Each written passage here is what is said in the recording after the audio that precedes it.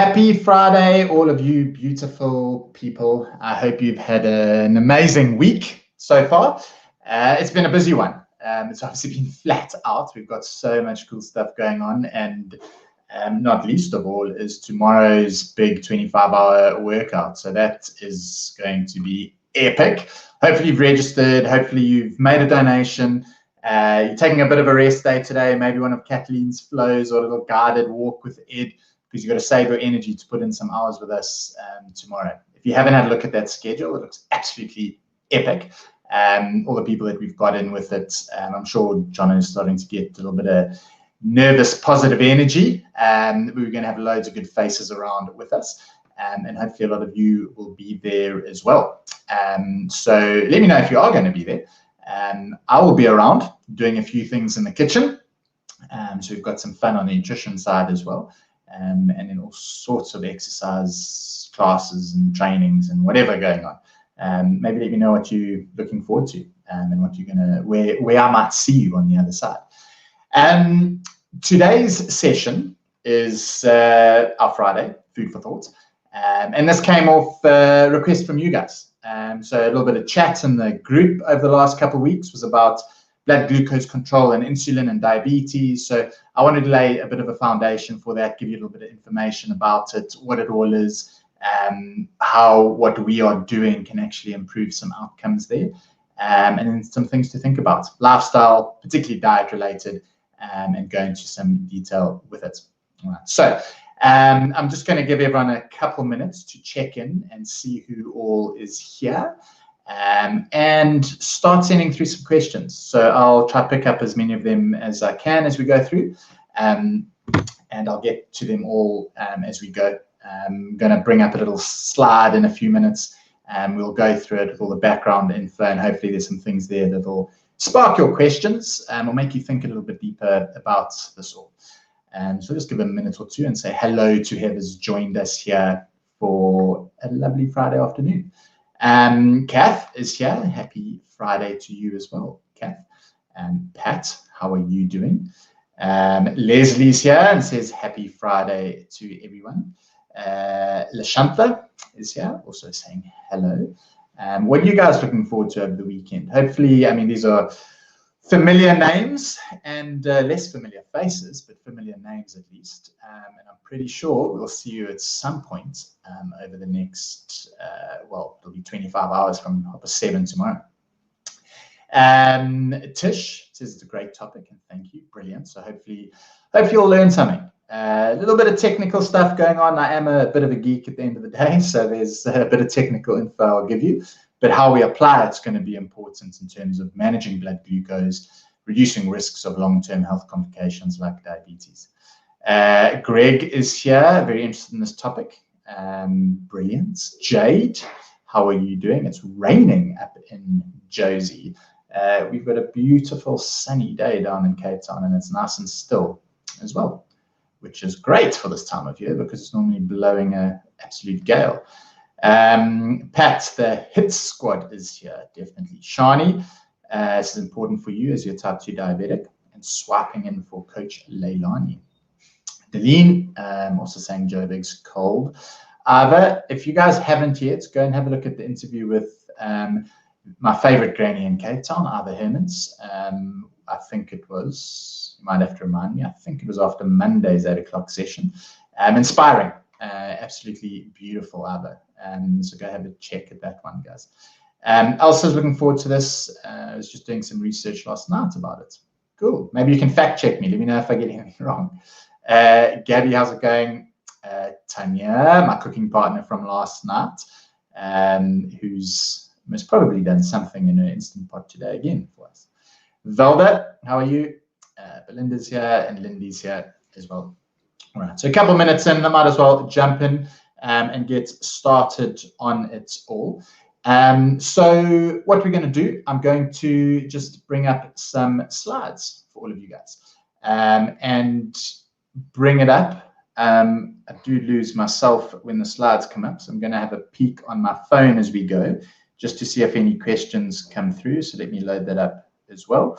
But essentially what we are talking about is diabetes, insulin blood glucose control. So I'm going to talk a little bit sort of about what all of that is. Firstly, sort of a little bit of technical background into it to let you know, kind of build the foundation for it. And then we'll go from there. Okay, and keep sending your questions through. So firstly, I want to talk about blood glucose control and what we're actually talking about in this instance. And you can have a look at my little slide that I've created for you guys here. Our body really wants to regulate and control its blood glucose levels. And it does this through two main hormones, insulin and glucagon. And insulin is the one we're obviously going to chat about. So if we have a look at the left there, that is sort of a stimulus. So if we eat something that's got some sugar or some carbohydrates, I've depicted that as a muffin, the body absorbs some glucose from that. The little organ that's responsible for releasing these hormones is the pancreas. Okay, so the pancreas releases insulin in this case, and insulin's job is to reduce that glucose that's in the blood and store it. Okay, so it's a storage hormone, and it acts on two main endpoints. It's either the liver or it's the muscle, and it does also act on fat cells and all sorts of other places. But what it wants to do is move the glucose or the sugar that you've got from your meal into the liver to store it, or into the muscles to store it, or to use it as is needed. All right. So your body wants to try and regulate your blood glucose in this fairly narrow band of about 4 to 8 millimoles per liter. So after a meal, it might go up a little bit, and then your insulin kind of kicks into action to sort of bring that back down a little bit and get it back into that range. But that's why if you maybe have a fasting glucose test done, that's what you're going to measure for. And if it's out of that range, you then think to yourself, right, what's going on here with my blood glucose control, and where am I kind of fitting in with that? All right. So simply, that's kind of the range. Your body gets some food, we digest that and get some carbohydrates, some glucose from it.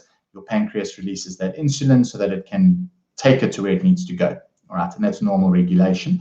Down on the bottom, there's if our blood glucose drops a little bit low. I've shown it as sort of someone who feels a little bit dizzy. And it's just one of the symptoms of it. But it might also be that you're exercising and your body's using that for energy. Whatever the case is, your body picks up that the blood glucose is low. It tells your pancreas to release glucagon. And its action is the opposite of insulin, and it tells the liver that some of that stuff that you've got stored, I need to release it back into the blood so that I can get that energy into my body's cells, into circulation, so that we can get the blood sugar levels back up. All right, and that's fairly normal regulation. All right, so either by your blood sugar being a bit too low or a bit too high, and what kind of happens as a cascade to try and control that. All right. Then insulin, how it actually works. I've got a little slide here that shows you what's happening. You can see on the left there, that's just depicting a cell in your body. All right. And what insulin does is there are little receptors on every cell. Your insulin goes to bind to that, and it acts almost like a key. So you need that insulin to go and attach to the cell so that the door, the pathway for that glucose to move into the cell can open up. So you'll see on the right-hand side there that insulin is a key that unlocks this. You see it's bound to the cell, and that channel can now open and glucose can move into the cell where it's going to get stored or it's going to get used, so that it doesn't float around in your blood and leave your blood glucose levels too high. Right, so quite simply, in the case of blood glucose management, that's what insulin does. Okay, in a healthy individual, you can see up at the top there, your pancreas releases insulin and that glucose moves into the cell. You then get two types of diabetes, which is the extreme version of your insulin sort of sensitivity or insulin production failing. Type 1 diabetes, typically you'd be born with it or develop it very early in life. And that's quite simply that your body doesn't produce insulin. So you don't have that little key to go and open a cell and allow the glucose to move into. And that's, like I said, you'll either be born with it or develop it really early in life due to genetics. It's a medical condition where type 2 diabetes is more of a lifestyle and developed or acquired condition. All right. So type 2 diabetes develops typically later in life, although sometimes it does happen a little bit earlier. But that's more about either your body not producing quite enough insulin or your insulin sensitivity being impaired. And what that means is the little thing that catches the insulin on your cell isn't picking up the insulin too well. It's not working. So you've essentially got something in the way of that key going into the door. Is an easy sort of metaphor for it. So type 2 diabetes can develop off this, and we'll talk about things that contribute to that. But there's something in the way that's kind of stopping that insulin attaching to your cell. You're either not producing enough of it, there might be a little bit of it, or your cells just aren't sensitive and they can't attach it and they can't open up the door for that glucose to move into the cell. Right. Now, it's quite important that that happens, because once glucose levels increase and at high levels, there are all sorts of downstream things that can impact, and your body being out of homeostasis with very high blood glucose levels is damaging to various organs and things. So that's essentially why your body wants to try and control it. There are a few things, a few elements that increase risks of diabetes or are linked to it, diabetes and insulin sensitivity. And obviously all of these can play a role. So it's quite short-sighted to say that there's only one reason, the one thing that's going to help reduce my risk or, keep me disease-free. It's worthwhile looking at the bigger picture, and this is the bigger picture of pretty much most of the things that might influence it. Right at the top, obesity, overweightness is a primary driver of poor insulin sensitivity and diabetes. So maintaining a healthy weight is most probably one of the most powerful ways of reducing your risk of diabetes. Smoking can increase the risk of it. Age, as we get a little bit older, our insulin sensitivity does naturally decline. So if there are other things going on, it can just compound and increase the likelihood of it developing. Hypertension or high blood pressure, strongly linked to diabetes. A sedentary life.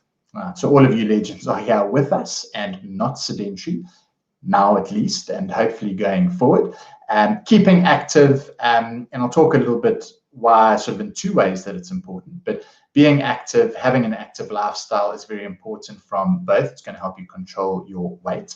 It improves your body's metabolic functioning and your physiological function in terms of how you use different fuels and things. But what's also quite interesting, the graph or the picture that I showed you on the last slide, where insulin is the little key that opens the channel, the door on your cell for the glucose to move in.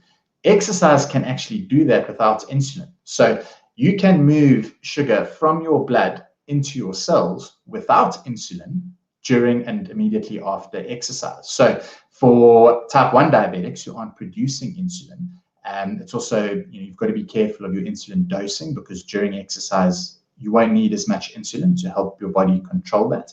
And if you are someone whose insulin sensitivity is impaired, someone with high levels of insulin, or typically quite high blood glucose, you give your body a bit of a break from it, because even without insulin, that exercise is helping to move the blood glucose into the cells to get used and trying to limit the negative effects of high blood glucose elsewhere in the body. So exercise is important for a lot of different reasons.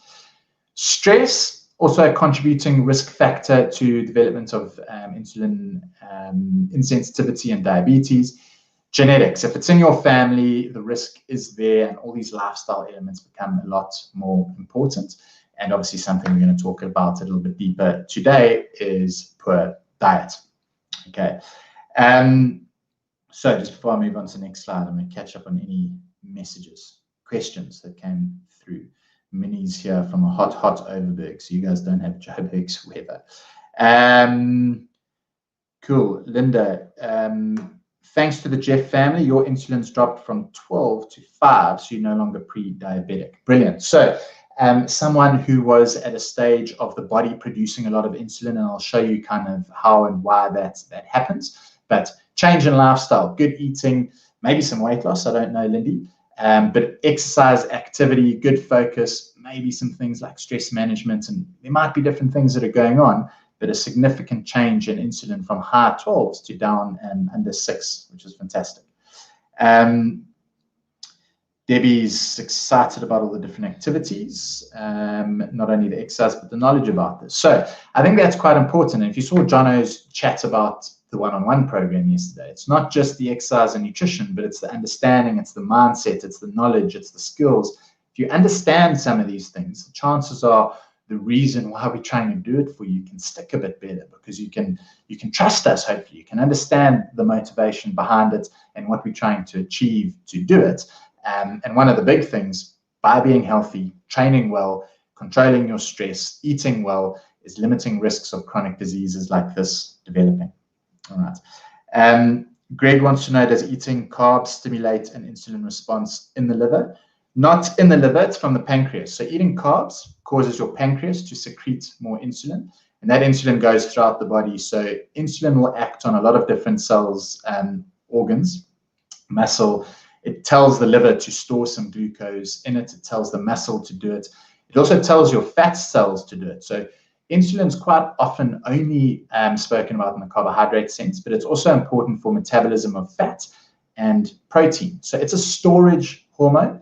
And one of the reasons, or one of the concerns when your insulin levels are very high, is that it's telling your body to store stuff all the time. So you're storing fat, you're storing or using protein, and you're storing carbohydrates, where if you're actually looking to use up some of the fuels, get rid of some of the fat, perhaps from a weight loss point of view, it's a major hurdle when your insulin sensitivity is poor and your body's producing a lot of it. So something quite important to remember. And that leads into a little bit about the poor diet. All right. And I'll spend a little bit of time chatting in here. Essentially, I think that's the main reason why I'm talking about it in the dietary sense. There's all the other lifestyle aspects that are going to play an important role. But most important here when I'm talking about poor diet is excess calories. Right. We'll get into the nuances of it, but overweight, poor insulin sensitivity, and issues that develop off that, the primary driver of it is eating too much energy relative to what your body needs. Right. We'll talk about low carb and fats and all that sort of thing, but the chances are you'd get away with most of that if your calories were always within check or slightly lower than your needs. But when your body gets too much energy, it's going to store the extra, and that's insulin is helping your body to do that. So as soon as you have too much energy from your food, insulin is going to help your body store that as fat. So any extra fat that you eat, into the fat cells for the body to store it. Any extra carbohydrate, once you've saturated essentially what your liver can store, and if you're not using it and exercising a lot and what your muscles can store, your body's going to store that as fat. All right. Protein's a little bit better, and it's one of the reasons why a lot of our dietary approaches are built around using protein as a basis. It's a lot harder for that to happen. But when you're eating too much and there's too many calories, fat and carbohydrates are going to cause overweight, fat gain, and that's going to impact insulin sensitivity. All right. So very important, and we'll talk about some strategies around that, but understanding how much you're actually eating. Okay. A high fat diet and a high sugar or high carbohydrate diet, for those reasons, as well as just adding to the metabolic load on the body, is going to contribute to what we call a poor diet and might increase the risk of poor insulin sensitivity. So if your fat intake is very high, more than your body's able to metabolize and store effectively as a fuel, and it also is likely to put you in a space of eating too many calories, not good. If you're eating too much sugar, you've got a lot of insulin production going on, and your body has to work all the time to store it, put it away, what's going on. It's not a lot of balance. Your blood sugar levels are going up and down all the time. Not great. So your body doesn't want to have to work that hard all the time to maintain homeostasis. All right. A low fiber diet, also we'd class that as a poor diet. So if there's not much fiber coming in from fruits and vegetables and whole grains, that can also worsen your blood glucose management. And over time, that can also contribute to developing poor insulin sensitivity. And a low plant intake. So one of the, out of all the different diets out there and ways of eating, the only thing that really kind of rings true amongst all of them is that there's typically going to be a good focus on plant nutrition and the benefits there for a number of reasons in terms of managing blood glucose control. And excess alcohol intake, not only does that affect the organs that are then more sensitive to being impacted by high blood glucose, but it's also excess calories that the body has to work. So the first thing it's going to try and burn is the calories from alcohol. And if there's anything else going on, it's quite likely that it stores that, and it stores that as fats as well. So important to kind of moderate that. And again, that's just a bit of sense that we normally try and talk around it. Okay. So going back to this slide, if we've got an issue with insulin sensitivity, you can see I put a little wedge in the place there. So that insulin can't bind to the cell, your glucose can't get in, and the blood glucose levels are going to start to rise. So if you've got a poor diet, or your diet is providing you a lot of carbohydrate, your insulin sensitivity is worsening, but your body needs a source of energy. So it has told the pancreas that it needs some carbohydrate. It's told your hunger mechanism that you need to eat more because there's none of this energy available for it in the cell. So it actually wants more released. It might tell your muscle or your liver to release more into the blood because your cells aren't getting it, but it's actually just floating around and it can't get in there. So more glucose is being sent. So your blood glucose levels are getting higher, but that insulin's not moving it in. Your body might be producing more and more insulin as well because it thinks, now I've got this blood, this sugar, this blood glucose going around, I need to move it in, so I need to produce more and more and more. And it's this cascade of events that ultimately ends up leading to poor sensitivity because there's so much of it, there's a lot of insulin, your body's overproducing it, your blood glucose levels are very high, and this is where that cascade develops into some of the symptoms and issues that we see. And these are some of the symptoms of insulin resistance. All right. So firstly, frequent urination. We see that people usually go to the toilet a lot more. And that's not just due to over drinking. It's the effect on the kidneys and processing, and your body trying to return itself back to, if your blood glucose levels are very high, it's out of its homeostasis again, and it wants to try to control that. So it's trying to get rid of things and improve the concentration within the blood and the kidneys. For a similar reason, you'll be thirsty all the time. Blood glucose levels are very high, so your thirst mechanism is saying, I've got to drink something here to try and dilute this again. So that's why you commonly get quite thirsty. Cravings and hunger, constantly being hungry, constantly craving, particularly sugary foods, can be a sign of insulin resistance.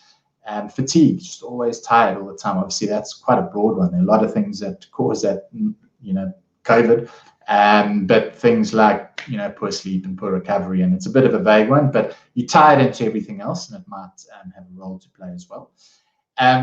Darkening of skin, particularly under the arms and the groins, and in the groin, can be a sign of poor insulin sensitivity.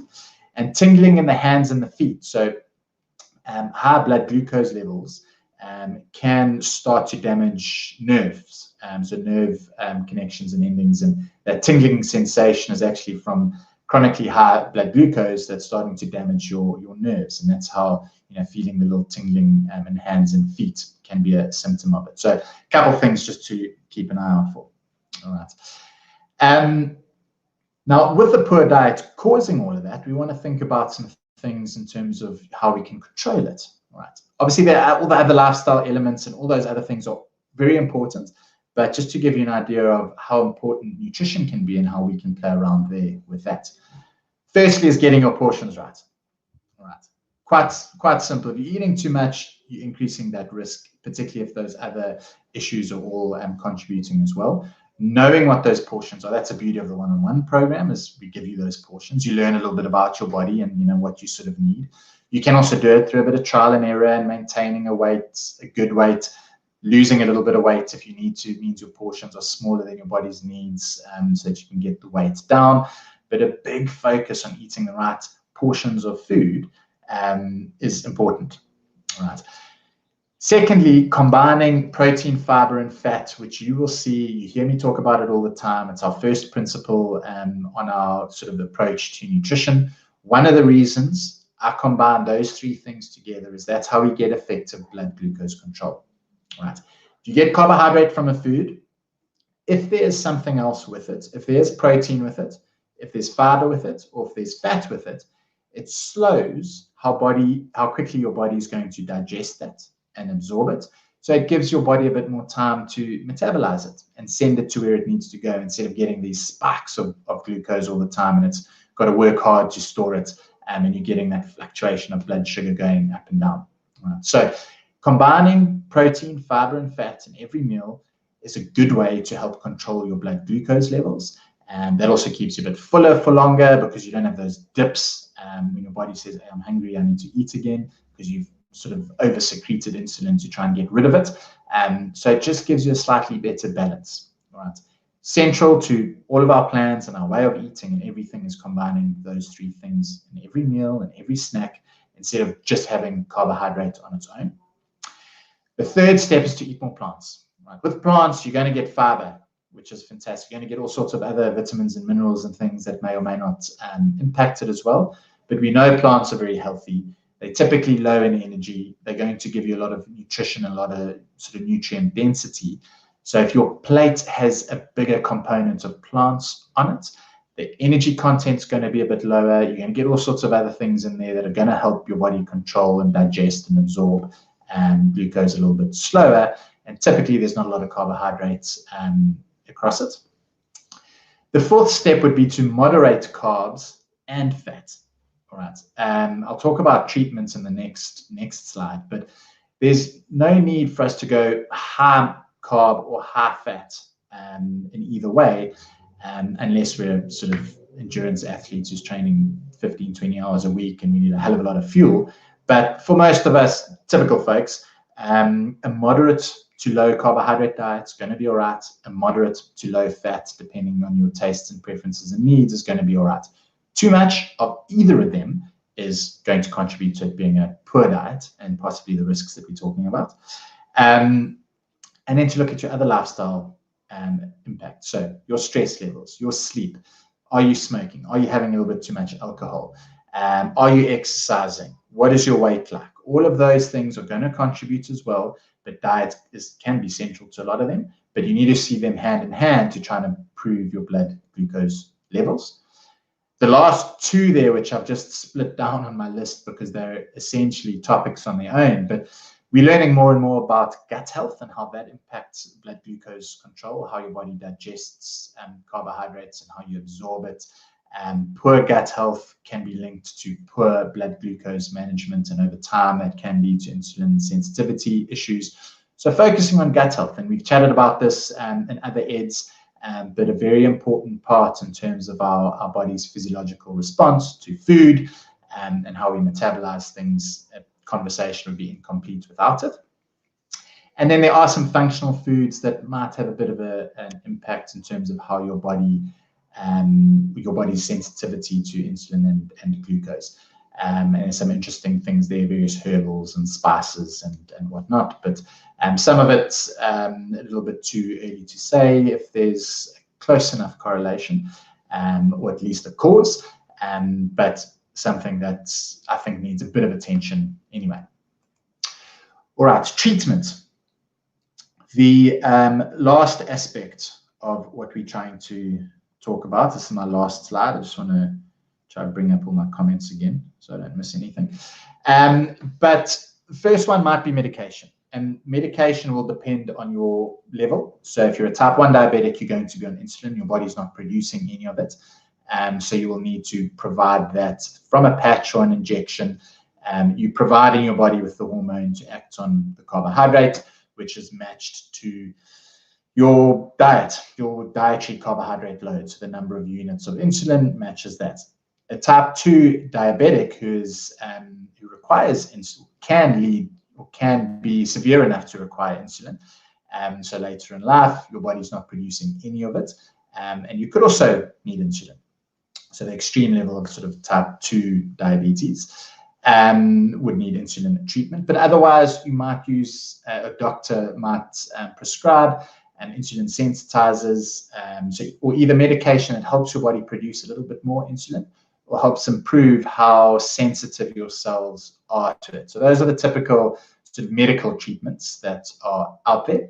That all of those also need to be matched to your diet. And quite often we see clients who are on some form of treatment the diet isn't matched to that. And one of them, if you're on insulin, is eating the right amount of carbohydrates to match your insulin dose and vice versa, and getting that split up effectively so that you can maintain your blood glucose levels well.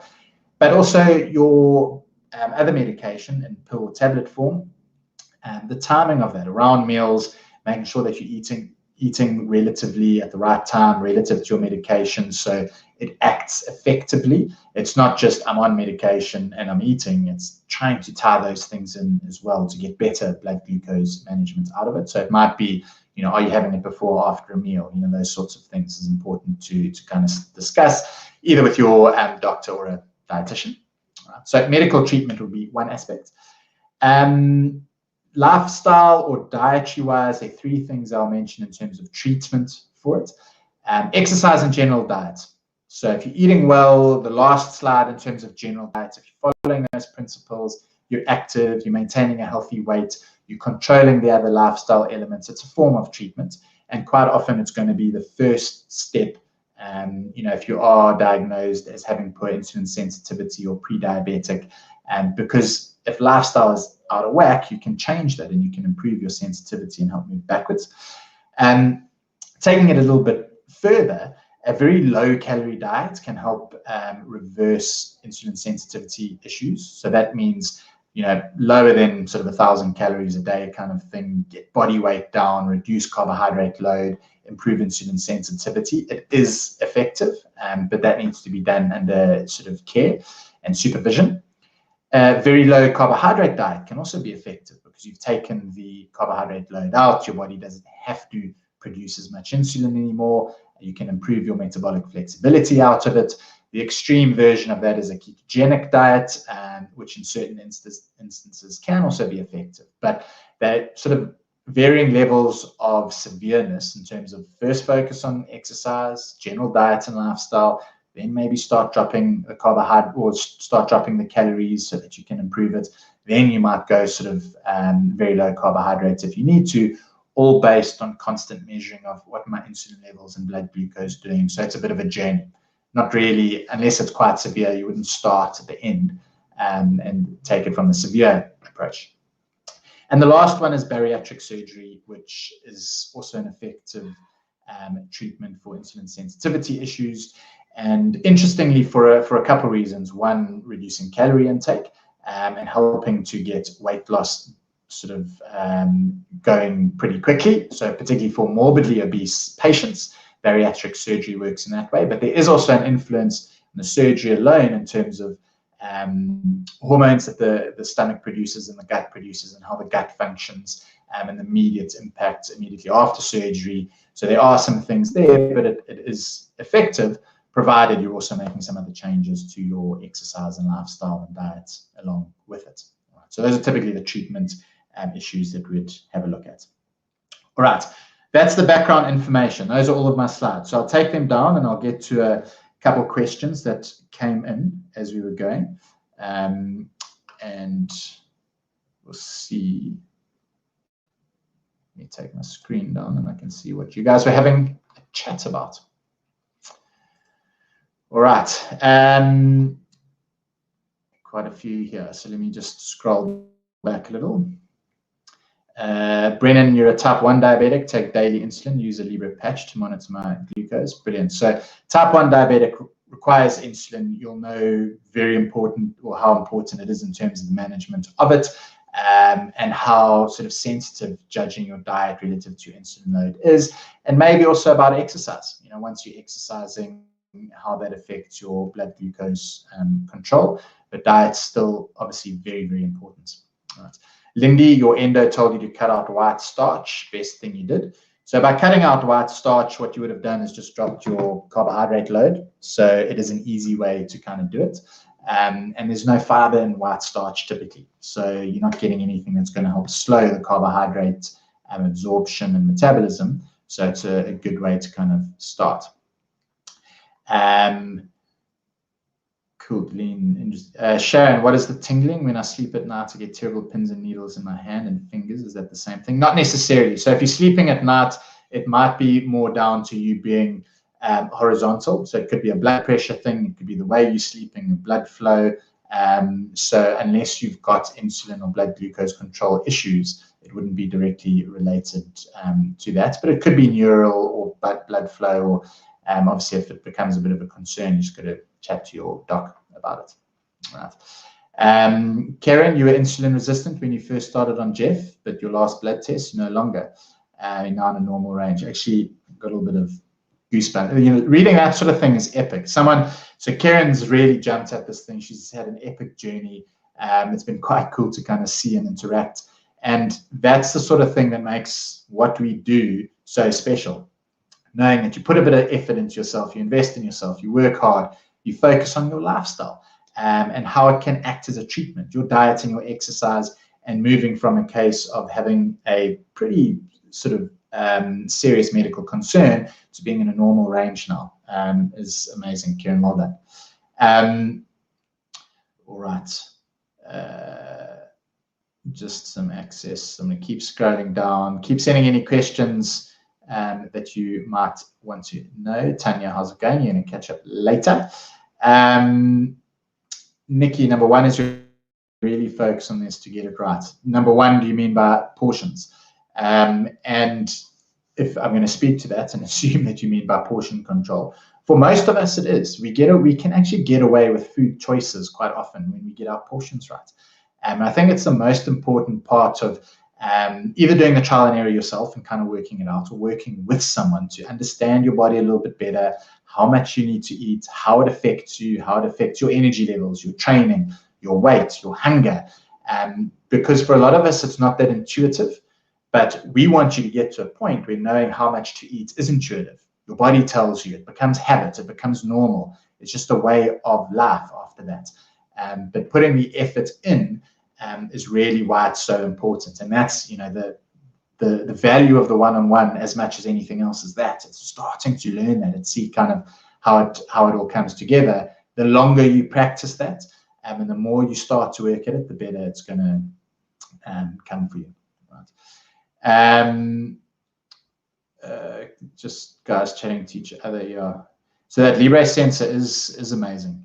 So you can track your blood glucose kind of in real time and throughout the day. And if you are a type 1 diabetic, having those little graphs and things to work out trends in terms of seeing what your blood glucose levels do relative to when you exercised, when you ate something, what those different stimulus sort of were on the body. And you can start to understand, you know, what you need to do to keep it within that range that you need to. All right. Lindy saw the doc on Wednesday. She's going to leave you as contributing to your weight loss and monitor and see how it goes. Cool. I think you're replying to someone else there. Karen, yeah, exactly. So it improved from diet and exercise. You're only mildly insulin resistant. Does fasting help to regulate insulin? So the interesting one here is it can be a bit of a metabolic effect of some fasting. So fasting doesn't make us lose any weight unless it makes us eat less. But the metabolic influence, because your body has periods of not getting any food, it's not producing insulin. So for someone who's either got very high insulin or constantly having to produce or constantly getting these little spikes of blood glucose, it pushes the body into kind of the rhythm of having to tap into some stored energy, which often we don't give our bodies the chance to do that. And I'm a fan of, you know, once or twice a week an extended fast for that reason, is that it gives your body that opportunity to practice or improve its metabolic flexibility. So using fat as a fuel instead of using carbohydrates as a fuel. So strategically using fasting like that can help. Right. Sharon, if you're on the low carb diet, what fuel energy is your body using? Glucose or fat through the ketogenic pathway. So you have to be on a very, well, it varies, but a very low carbohydrate diet for your body to actually produce ketones. The one-on-one lower carb diets is still a little bit of it. For most clients, it won't be enough to send you into ketosis, but everyone responds a little bit differently.